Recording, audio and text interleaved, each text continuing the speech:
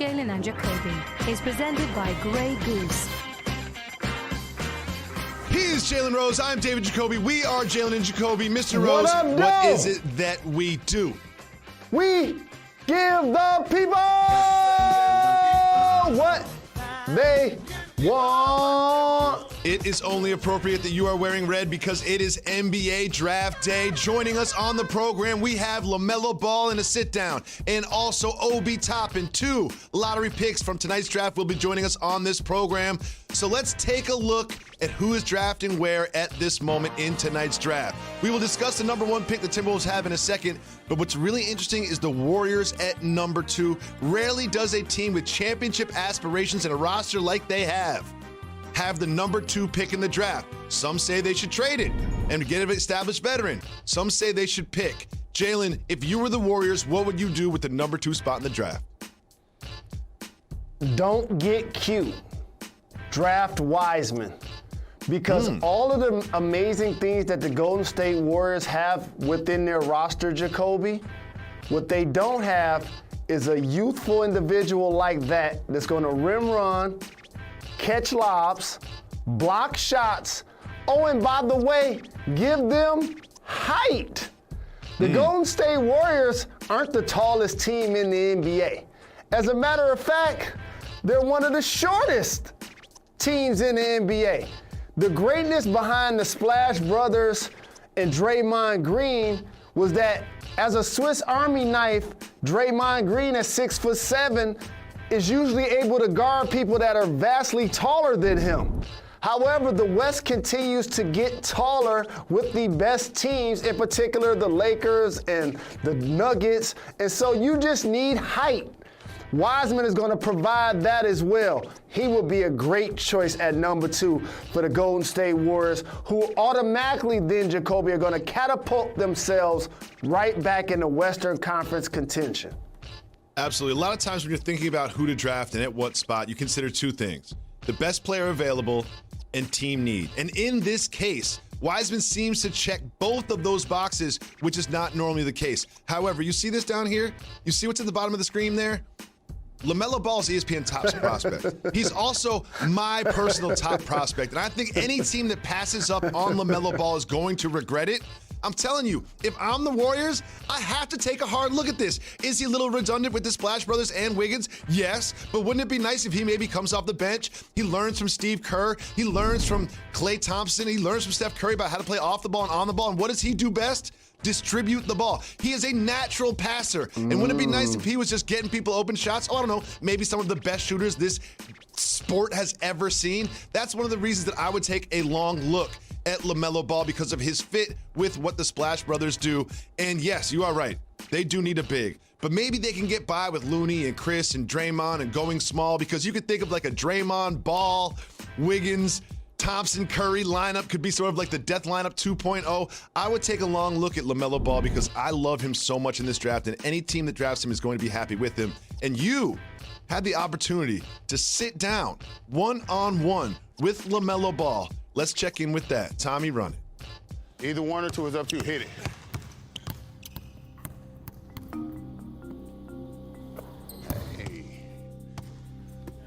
You're going to possibly be the number 1 pick in this year's draft.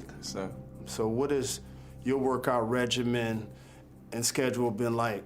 Pretty much I was in Detroit with JJ, just pretty much getting at it. Waking up at 8, doing shooting form. After that, go to the weightlifting gym. Here we go, 10 seconds, squat it down. 9, 8, 7, 6, good. Come on, 5, 4, 3, 2, 1, good. Relax. Getting the whole body right.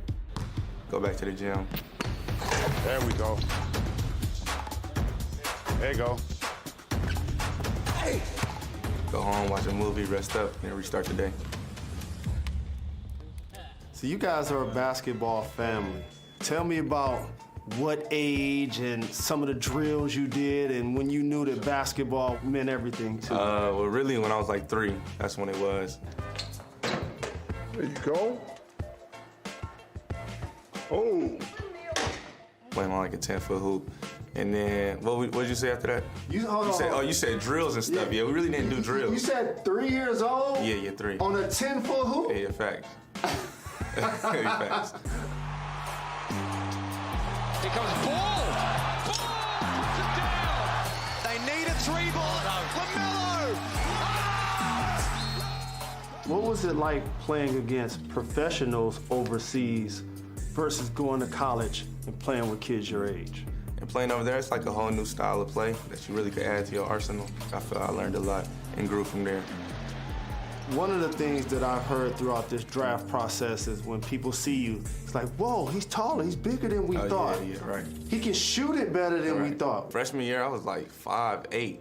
What? Yeah, I was like 5'8". And then when I went to overseas, I got to like 6'3", 6'4", and now 6'7". And I think once you hit that growth spurt and your body continued to get stronger, I noticed you start playing through contact. Yeah, your whole body changed, you know. First, when you get tall, it be kind of different to move and stuff. But once you get used to it, you good. Now the NBA draft is here. What is it like for that summary to finally happen? I'm actually really excited. It's gonna be my first time in a long time playing back in the States. What about your draft day drip? Now don't show up with a red and white pinstripe suit. No, I'm not. Jalen Rose, I think, wins the Styling Award with that red pinstripe.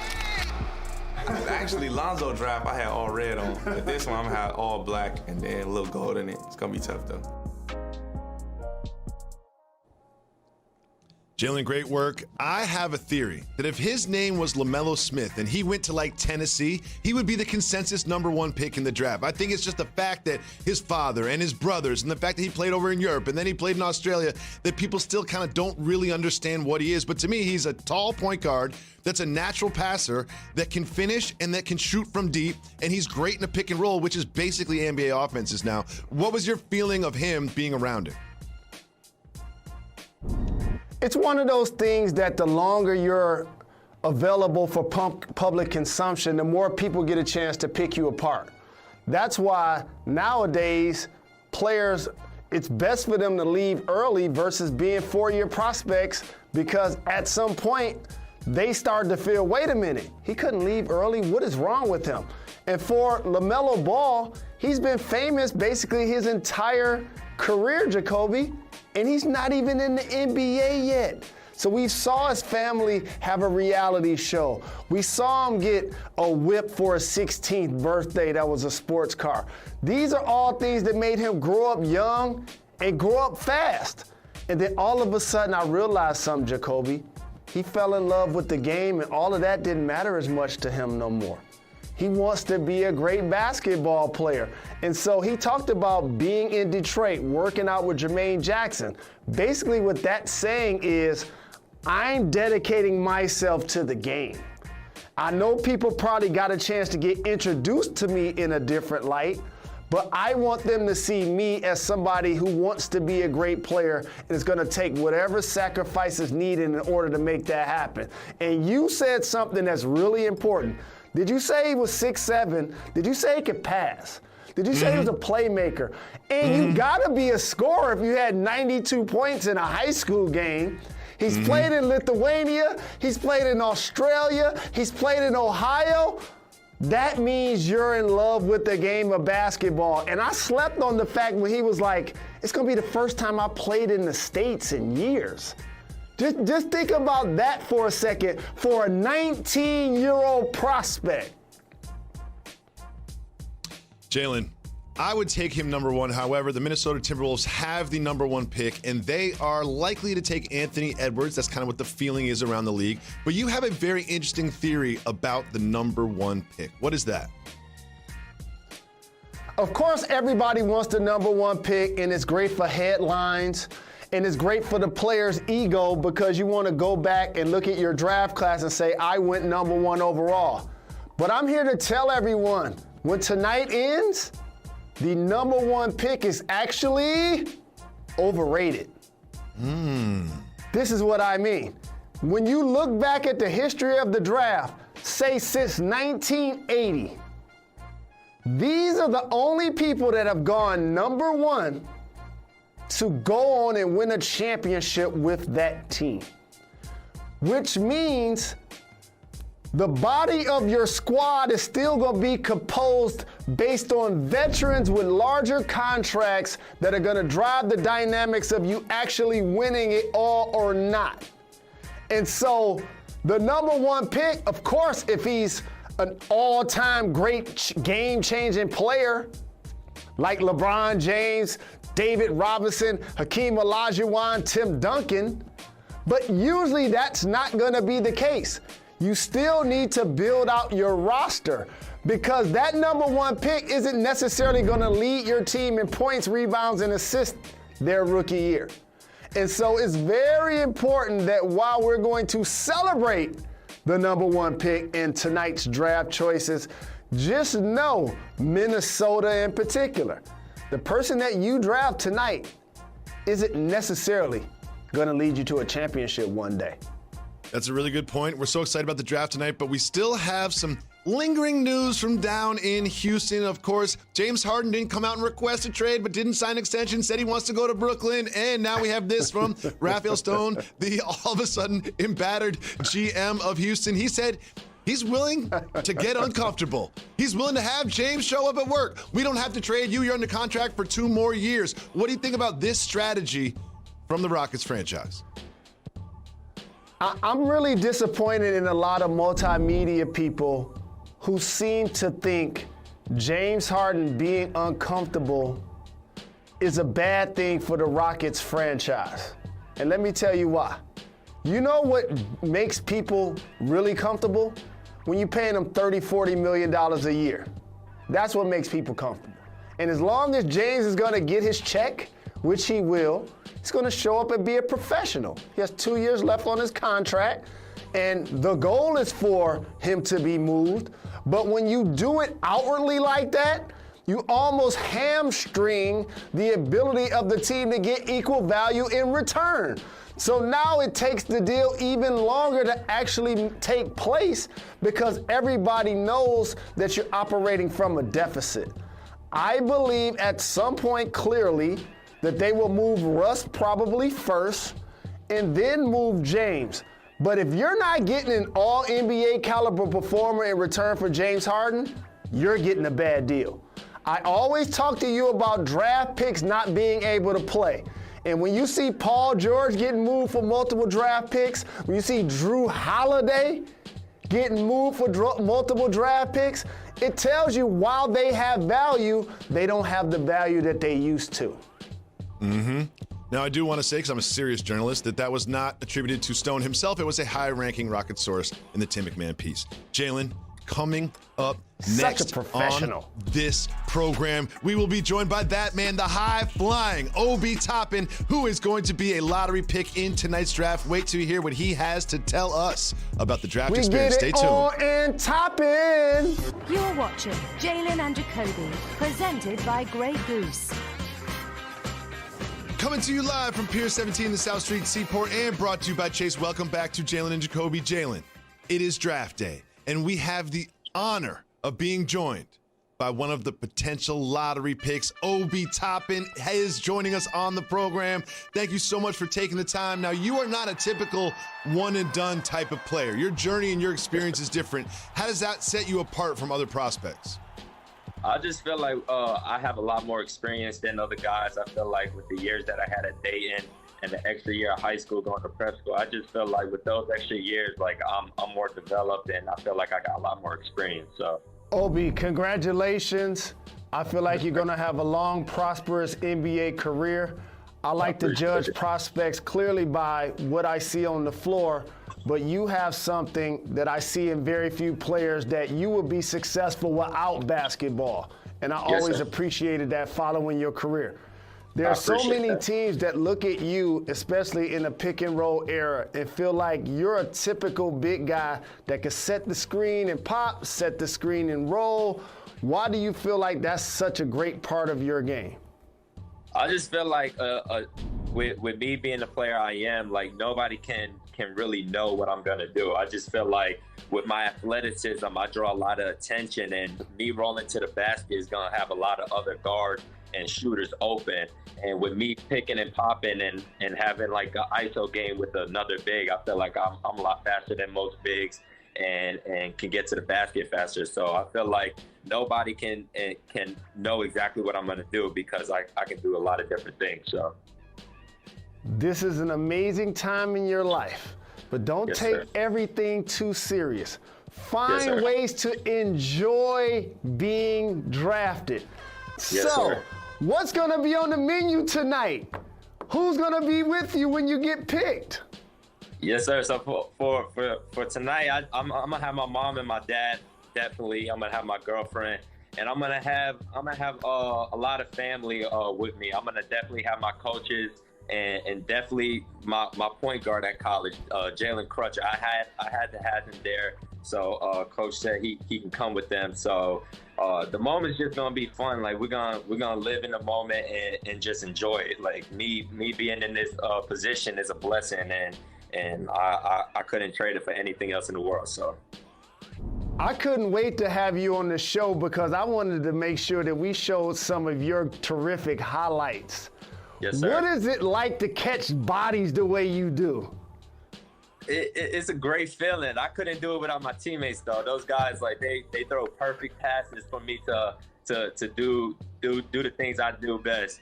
Like we had great defenders on the team for me to get stuff like this. That's nasty, but we had a great team who opened the floor for me to be able to do certain things like this. So like right there, Jalen Crutcher being the point guard he is, I wouldn't be able to do it without him. So. Well, both of us rely on Jalen's in our career to advance, so I Yes, know sir. what you're talking about. Now, it has been reported, and I just don't believe this to be true. It has been Yes, reported sir. that you could not even dunk until your senior year of high school. Is that true? Yes, sir. That is true. I could not have dunked until my senior year of high school. So. That is wild. And look at what you're doing now. Wow. Right. Well, you went to a few different high schools before you went to college, but I just want you to know here in New York, Brooklyn is claiming you, okay? Brooklyn is claiming sir. you, and I heard the streets are telling me that your dad used to be out here in the parks as well. What was his game like? Oh, his game's terrific. Like you can go on YouTube and look up his highlights. Like he was a park legend. Rucker Park, Dykeman, West Fourth, like all the city parks. Like if you go there and ask who Snoop is or Obi Senior, they gonna know exactly who you're talking about. So Dunker's Delight, putting in work. So, Obi, you only get drafted once. You're going to play for over a decade in the league, but you only get drafted once. So Yes, that sir. outfit that you get drafted in is going to live forever. Give us an idea of what you'll be rocking tonight. I don't want to give too much, but tonight the suit that I got on is gonna be real nice. It's gonna stand out for sure. Hopefully, it's the number one suit in the draft. So playing at Dayton, now being a lottery pick in tonight's draft, just talk to people who don't necessarily know about your journey from starting college until now. Can you give them a snapshot of what it took for you to get here? Yeah, so my first year in college, I wasn't able to play due to academic reasons, but that whole year, my coaches and my teammates, they helped me through that year become the person and player I am today. They pushed me every single day to be great. I went from 180 to 220 in 1 year, my freshman year of college. And the first year I was able to play, one of our teammates was hurt, Josh Cunningham. And so I was able to start the 2 games, and I believe I had 19 the first and 18 the second.